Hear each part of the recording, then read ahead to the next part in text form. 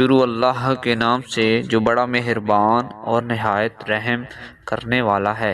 سیدنا ابو بکر رضی اللہ تعالی عنہ سے روایت ہے کہ نبی کریم صلی اللہ علیہ وآلہ وسلم نے ارشاد فرمایا، دو مسلمان جب ایک دوسرے پر ہتھیار اٹھاتے ہیں تو وہ دونوں جہنم کے کنارے پر ہوتے ہیں، اور جب ان میں سے ایک دوسرے کو قتل کر دیتا ہے تو وہ دونوں جہنم میں داخل ہو جاتے ہیں۔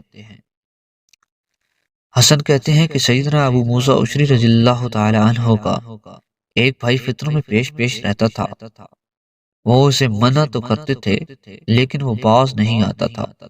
سیدنا ابو موسیٰ رضی اللہ تعالی عنہ نے ایک دن اس سے کہا، میں تو سمجھتا تھا کہ میری تھوڑی سی واعظ و نصیحت تیرے لیے کافی رہے گی، لیکن صورتحال یہ ہے کہ میں اس کے برعکس دیکھ رہا ہوں۔ رسول اللہ صلی اللہ علیہ وآلہ وسلم نے فرمایا، جب دو مسلمان اپنی تلواریں لے کر ایک دوسرے کے بالمقابل نکل آئیں اور ان میں سے ایک دوسرے کو قتل کر دے تو قاتل اور مقتول دونوں جہنمی ہوں گے۔ صحابہ نے دریافت کیا، اللہ کے رسول، قاتل تو جہنمی ہوا، مقتول کے جہنمی ہونے کی کیا وجہ ہے؟ آپ صلی اللہ علیہ وآلہ وسلم نے فرمایا، اس نے اپنے مقابلے میں آنے والے کو قتل کرنے کا ارادہ کر لیا تھا۔